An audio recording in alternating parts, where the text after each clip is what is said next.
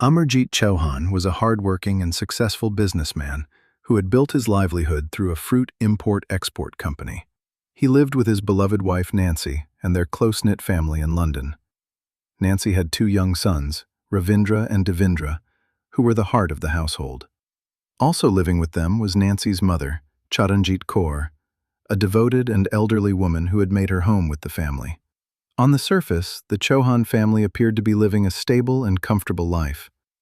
But within the span of just a few days, every single member of this family, Amarjit, Nancy, the two children, and Charanjit Kaur, vanished without a trace. No goodbye, no warning, no explanation. Behind this devastating disappearance lay a deadly and calculated conspiracy, one orchestrated by Kenneth Regan, a man whom Amarjit had once considered a trusted friend and had even employed out of compassion. Regan, along with two ruthless accomplices, had plotted to destroy the entire family in order to seize control of Amarjit's business empire for his own criminal purposes. Timeline of events. The events unfolded rapidly and with alarming precision, suggesting that the crime had been planned well in advance.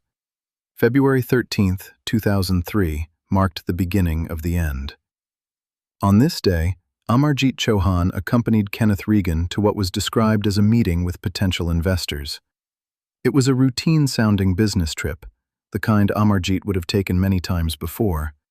But this time, he never came back. This was, tragically, the last time Amarjit Chauhan was ever seen alive by anyone outside of his killers. February 14, 2003, Valentine's Day, brought not love, but dread.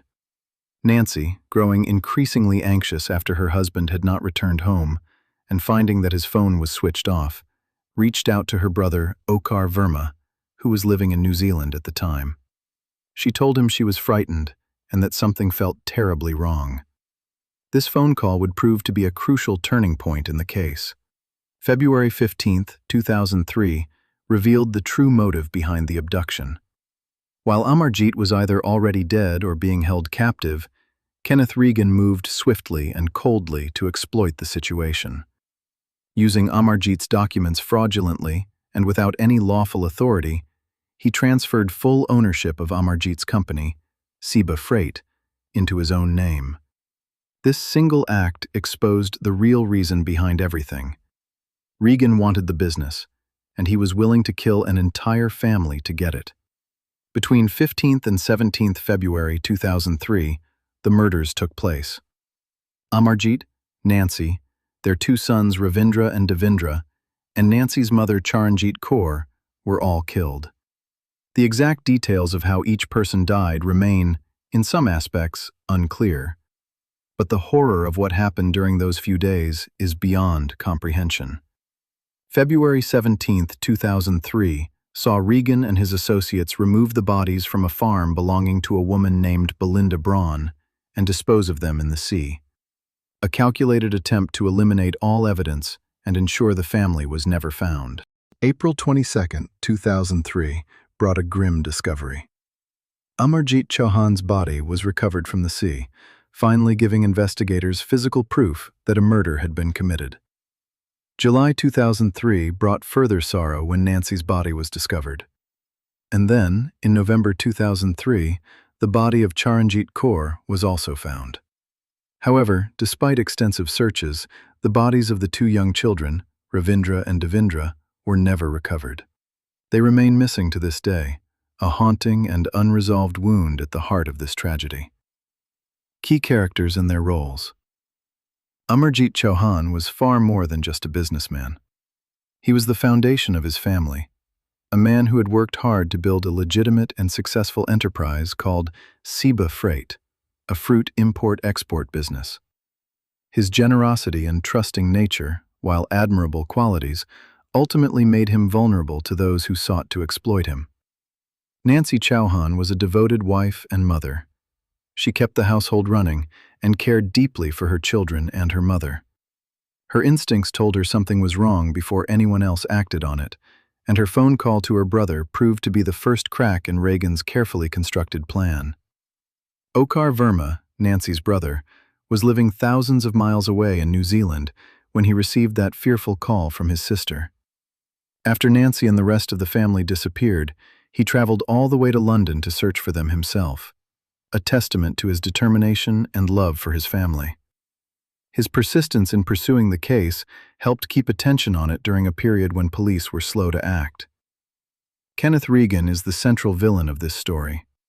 A man with a deeply criminal past, Regan had previously served time in prison and had been involved in a range of serious offenses, including tax fraud, drug smuggling, and supplying forged passports.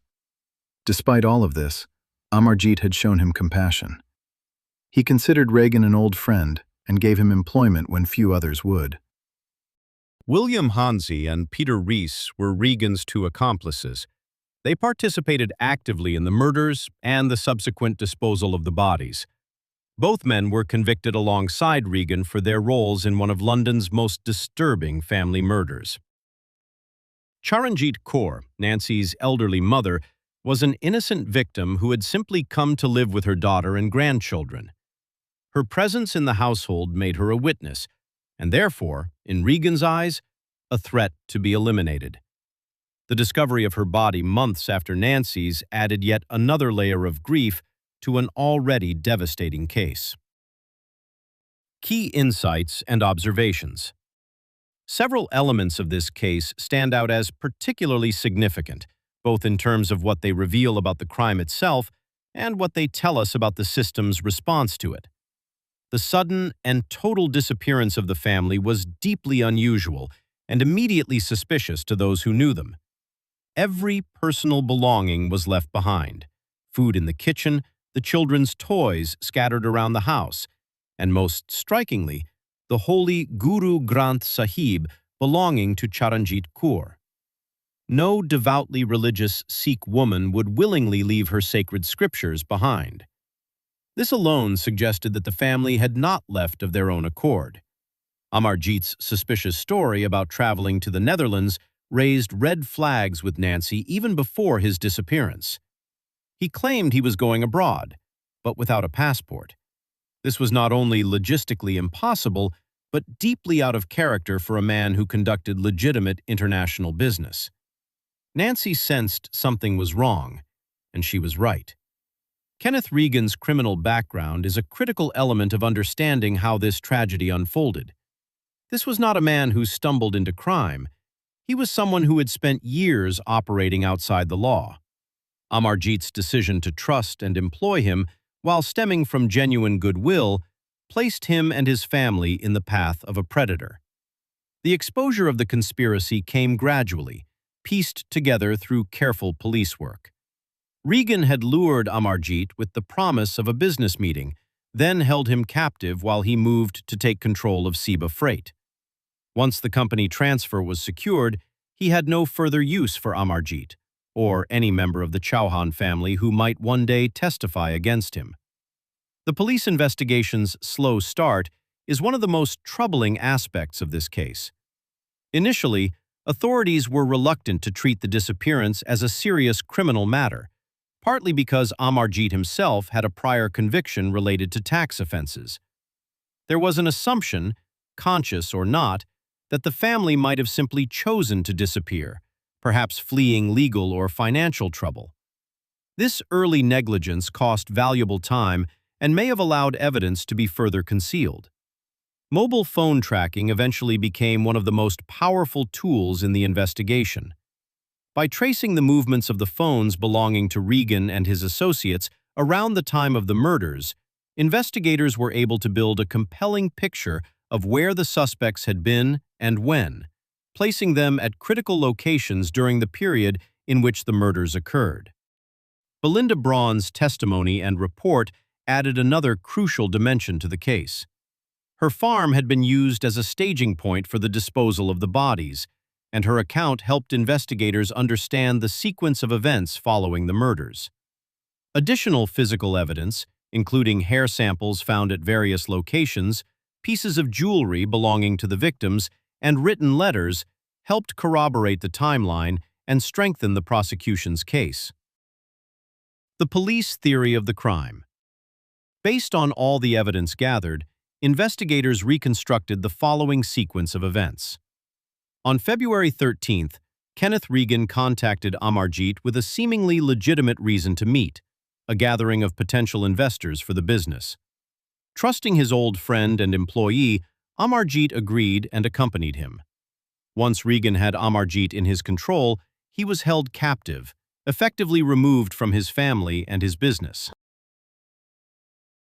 On February 15th, with Amarjeet incapacitated and unable to defend himself or his assets, Regan illegally transferred ownership of Seba Freight into his own name. This was the central objective of the entire scheme. The business was not merely a source of income. It was intended to serve as a front for drug-related activities, giving Regan's criminal network a legitimate-looking cover. Between 15 and 17 February, Regan and his accomplices committed the murders. Every member of the Chauhan family, including the two young children and the elderly Charanjit Kaur, was killed. None of them were spared. On February 17th, the bodies were transported from Belinda Braun's farm and thrown into the sea. Regan clearly believed the sea would keep his secrets forever, but it did not. Key conclusions. This case forces us to confront several deeply uncomfortable truths. Greed and betrayal, when combined in a person without moral limits, can lead to the destruction of an entire family. Amarjeet Chauhan did not die because of anything he did wrong. He died because he trusted someone unworthy of that trust, and because that person wanted what Amarjeet had built. The murder of two innocent children, Ravindra and Devindra, remains the most heartbreaking element of this case. Their bodies were never found, meaning their families were denied even the basic dignity of a proper burial.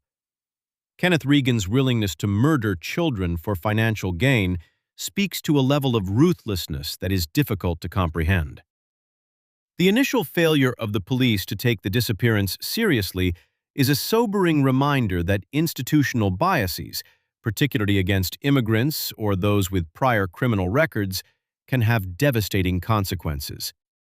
Had authorities acted more swiftly, it is possible that more evidence could have been secured and, perhaps, some measure of justice delivered sooner.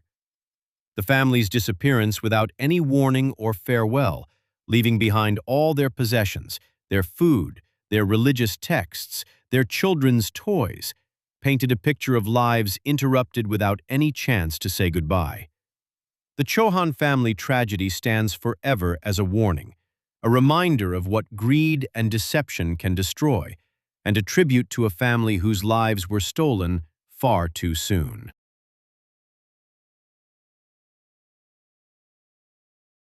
Thanks for watching. If you found the video helpful, please give it a like and subscribe our channel for such videos. Also, don't forget to share with your friends.